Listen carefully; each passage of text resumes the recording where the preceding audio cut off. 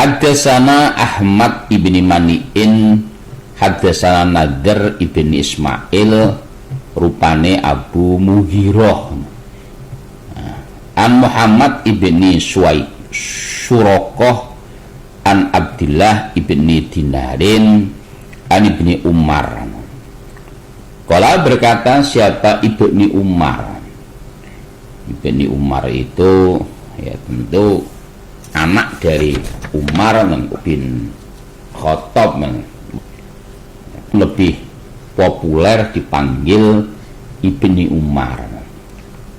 Asli namanya itu Abdullah, karena saat itu nama Abdullah itu banyak, nyaris anak para sahabat itu semuanya Abdullah. Maka kemudian mereka lebih menggunakan dengan nama bapaknya. Kalau berkata siapa Ibni Umar, khotobana, nasihat pada kami. Siapa Umaru? Umar bin Khattab, ya, dia menceritakan bapaknya. Bil Jabiyah, di tanah Jabiyah. Jabiyah itu daerah Damaskus, ibu kota Syria. Faqala, maka berkata siapa Umar, ya ayyuhan nas, wahai manusia, ini sesungguhnya aku kuntu, berdiri aku, fikum, di dalam kalian, fikum, di dalam kalian, kama qomi Rasulillah, seperti berdirinya Rasulullah sallallahu alaihi wasallam, fina, di dalam kami. Kita koma dulu. Bapak Ibu yang kami hormati, Ibni Umar atau Abdullah bin Umar menceritakan tentang kisah bapaknya, di mana kata Ibnu Umar saat itu Umar bin Khattab khutbah atau nasihat kepada kami di tanah Jabiyah atau di daerah Damaskus itu. Nah, dalam nasihatnya Umar bin Khattab, dia mengatakan, para manusia, saya berdiri di sini itu seperti berdirinya Rasulullah Shallallahu Alaihi Wasallam dulu di hadapan kami. Nasihat tentang ini.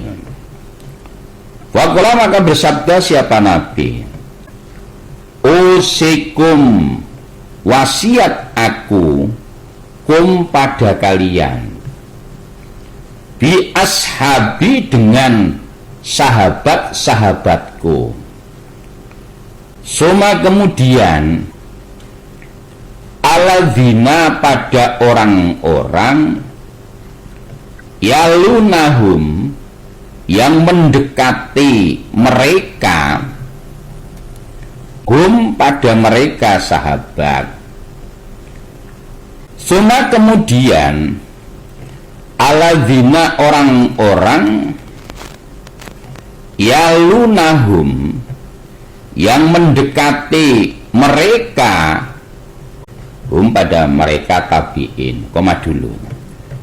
Bapak Ibu yang kami hormati, sebagian dari nasihatnya Nabi, Nabi mengingatkan,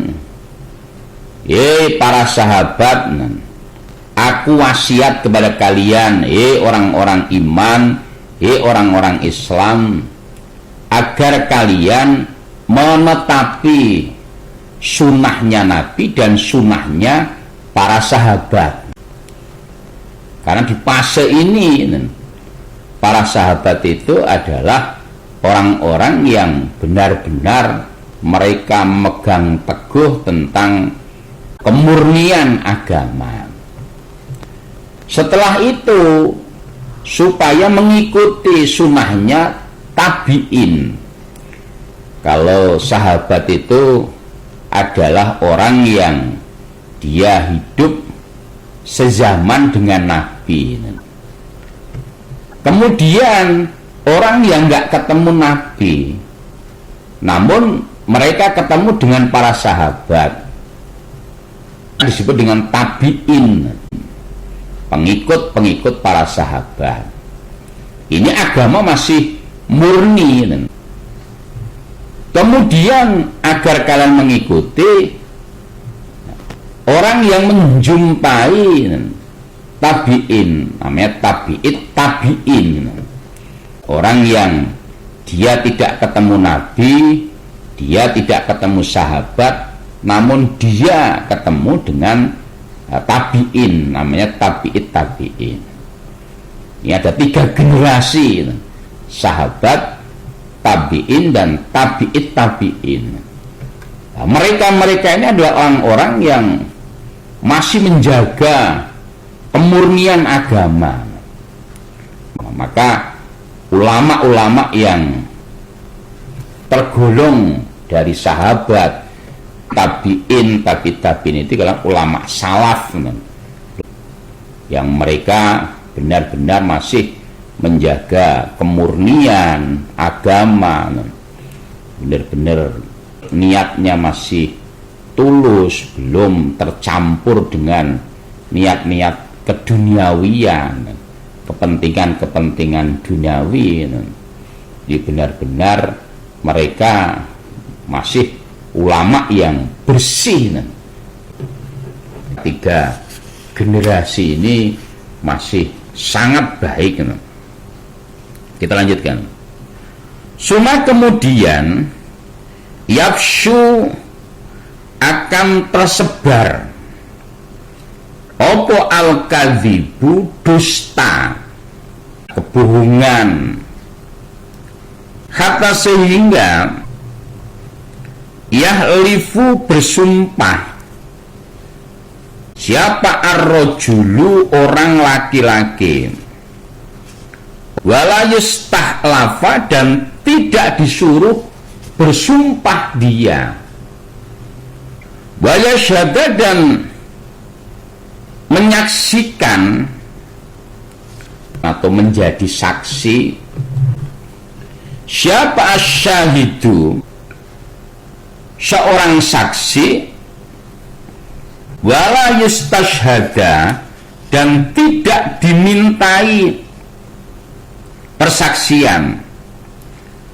Koma dulu. Bapak Ibu yang kami hormati, ketika sudah mengalami fase yang berikutnya, dari fase sahabat itu orang-orang Islam masih murni, masih baik, kemudian fase para tabi'in juga masih baik, kemudian fase tabi'in juga masih baik agama ini.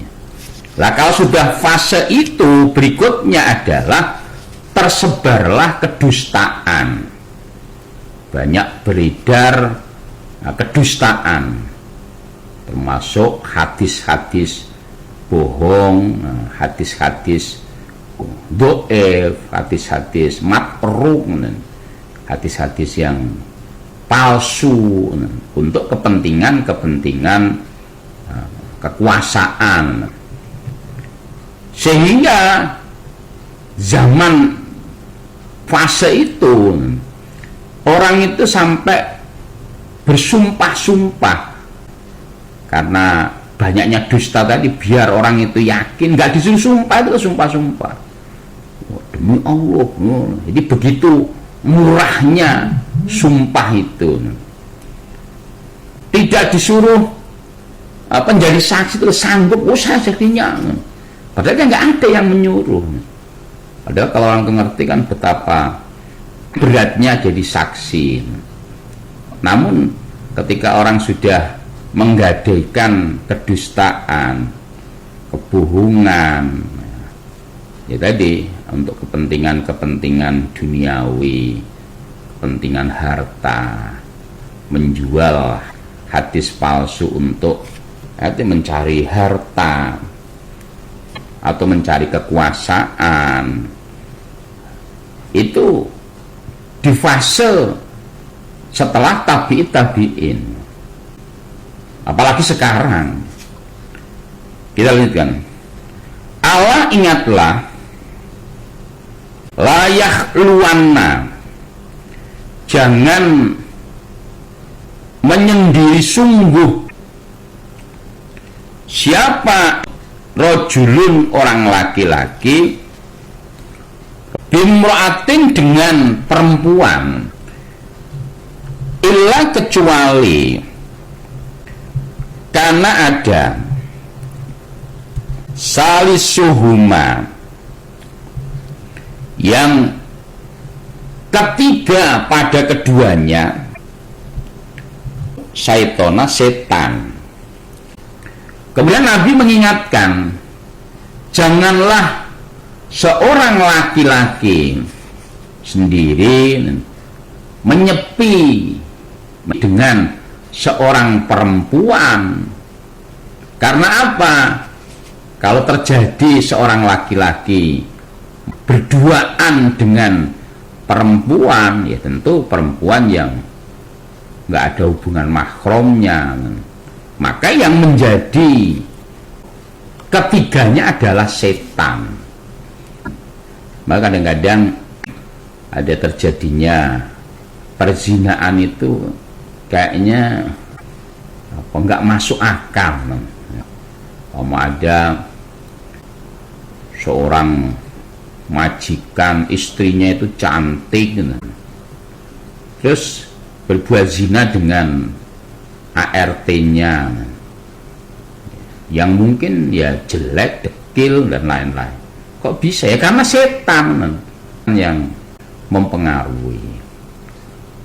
Bahkan dalam hadis itu ada orang yang lumpuh, tidak punya kaki, terjadi perzinaan. Ya karena tadi setan yang menjadi ketiganya. Maka jangan meremehkan dosa walaupun yang kecil. Dalam dalil itu iyakum wa muhaqqarati dzunub fa inna huna yajtami. Jadi hatta yuhlikna, takutlah pada remeh-remehnya dosa, karena dosa yang remeh, dosa yang kecil itu ketika numpuk pada orang akan merusaknya. Cerita di dalam kisah orang Bani Israel itu kan ada seorang rohib itu ya pemuka agama lah, kerjaannya khusyuk, ibadah. Terus dia kedatangan seorang pelacur, yang mana pelacur itu mengundang dia ingin minta hukum, ingin belajar hukum. Ternyata begitu sampai ke dalam rumahnya dikunci. Terus dia menawarkan diri, pokoknya sampean harus milih 3 hal. Pertama, milih menjinain saya, atau yang kedua membunuh anak yang dia bawa itu anak kecil, yang ketiganya minum arak. Kalau sampean tidak mau, saya akan teriak bahwa saya akan diperkosa. Akhirnya apa? Rahib tadi berpikir, wah ini membunuh dosa besar, zina dosa besar. Wah kayaknya yang memungkinkan ini minum arak ini ya, ini paling kecil ini ya. Akhirnya apa? Wadah, saya minum arak saja.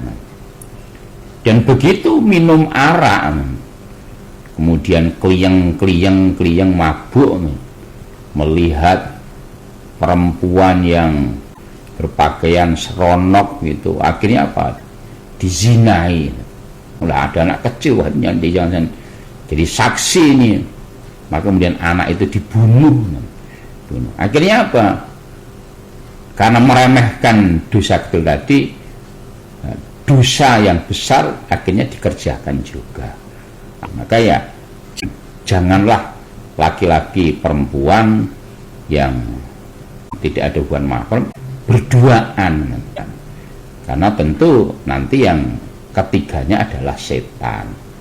Setan akan melitui, akan mempengaruhi, akan milikitik dan lain-lain. Kita lanjutkan. Alaikum, menetapilah kalian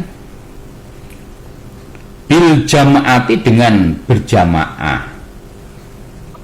Wa iyakum, dan takutlah kalian wal firqota, pada pecah belah. Kemudian pesan Allah, menetapilah kalian pada berjamaah. Maksudnya berjamaah itu jangan sendiri. Apapun pamannya, sekarang ini musim kegiatan 17-an, jangan sampai panitianya hanya 2 orang, laki perempuan, rapat sampai malam-malam, nggak ada yang lainnya, bisa terjadi perzinaan. Ya kalau memang ada panitia banyak, ya rapat banyak, sehingga kan paling tidak kalau orang banyak itu kan mesti kan segan. Nah, kayak diselesaikan berjamaah, banyak orang, jangan berfirqah-firqah. Atau ya di dalam melaksanakan apapun supaya berjamaah. Berjamaah itu ya diibaratkan seperti sapu itu. Sapu itu ketika hanya 1 lidi, maka ia nggak punya kekuatan apa-apa, juga nggak bisa untuk apa-apa. Namun ketika lidi itu dikumpulkan, diikat dengan jamaah, maka lidi tadi akan banyak manfaatnya untuk bersih-bersih, untuk nyapu, dan punya kekuatan. Kucing juga takut digebuk dengan sapu itu. Atau ya ibarat berjamaah itu seperti semut. Semut itu kecil, lalu ketika mereka berjamaah mengangkat benda yang lebih besar dari tubuhnya, dia mampu. Tapi kalau berfirqah-firqah, ya nggak akan kuat. Jangankan mengangkat badannya, ngangkat kakinya jangkrik itu yang nggak akan kuat. Namun kalau bersama-sama, badan diangkat bareng-bareng. Karena apa? Karena berjamaah. Jadi banyak sekali manfaat berjamaah tadi. Juga saling menjaga, dan juga kalau itu dikaitkan dengan sholat, ya dengan berjamaah, ya pahalanya akan berlipat ganda. Orang yang sholat berjamaah itu lebih baik 27 lipatan dibandingkan orang yang sholat sendiri. Manfaat dan pentingnya jamaah, dan kita dilarang untuk berfirqah-firqah ini dalam hal apapun. Fa inna syaiton, kita lanjutkan, maka sesungguhnya setan ma'al wahidi, bersama 1 orang, wa dan setan minal isnaini, dari 2 orang, abadu, lebih menjauh. Nah, kemudian Nabi juga melanjutkan sabdanya bahwasanya setan itu akan lebih gampang menggodanya 1 orang dibandingkan dengan 2 orang. Kalau hanya 1 orang itu kan, nengok kanan kiri nggak ada, wah akhirnya apa, bisa melakukan pelanggaran. Tapi kalau ada temennya, nah ini kan, wah nanti kalau dia laporkan gimana, inilah setan lebih menjauh. Kita lanjutkan. Man, barang siapa aroda, yang menghendaki buh-buhatal jannah, pada tengah-tengahnya surga, maksudnya ya masuk surga, Fal zalzami, maka hendaklah menetapi al jama'ata jamaah. Kemudian lanjutan sabda Nabi, barang siapa yang menghendaki masuk surga, maka ya supaya menetapi berjamaah. Ya ibarat tadi, kalau orang itu meraih dengan bersama-sama kan tentunya lebih gampang dibandingkan dengan sendiri-sendiri. Ya, sebagai contoh umpamanya kemerdekaan Indonesia ini bisa diraih karena kan bersama-sama. Ya, yang kaya dengan kekayaannya, yang petani dengan petaniannya, mereka saling bahu-membahu untuk bisa merdeka. Kalau orang itu menghendaki masuk surga ya harus dengan berjamaah. Termasuk ya tadi berjamaah suatu struktur di mana terbangunnya suatu sistem, ada pemimpin, ada yang dipimpin. Ada kayak orang sholat itu, ada imamnya, ada makmumnya, sehingga semuanya bisa terkendali, tidak masing-masing. Kayak perang itu loh, itu kan juga bentuk jamaah, di mana ada komandannya yang mengatur strategi. Oh, ini kapan harus menyerang, kapan harus bertahan. Itu kalau mengikuti komando dari komandannya ya biasanya menang. Namun kalau tidak, maka kan berbahaya. Contohnya ketika perang Uhud itu ya karena mereka tidak patuh dengan pimpinan atau Nabi saat itu, akhirnya terjadi kekalahan karena masing-masing mempertahankan egonya, tidak satu komando. Maka dengan adanya jamaah itu akan satu komando. Seperti orang yang sholat berjamaah itu, ketika imamnya memberikan komando Allahu Akbar, maka semuanya ya Allahu Akbar. Itulah jamaah. Harus ada pemimpin yang ditaati, karena memang atiullaha wa atiur rasul wa ulil amri minkum. Taatlah kalian kepada Allah, taatlah kalian kepada Rasul, dan taatlah kalian kepada ulil amri. Ulil amri itu ya orang yang mengatur, orang yang mempunyai wilayah, orang yang memang diberi kekuasaan untuk mengatur.